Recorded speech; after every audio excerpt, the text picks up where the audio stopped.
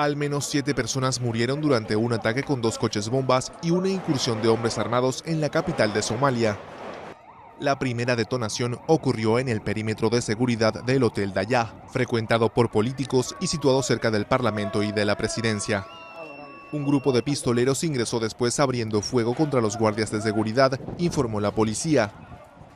En cuanto los socorristas uniformados y periodistas llegaron a la zona, estalló un segundo artefacto situado cerca, dejando numerosos heridos.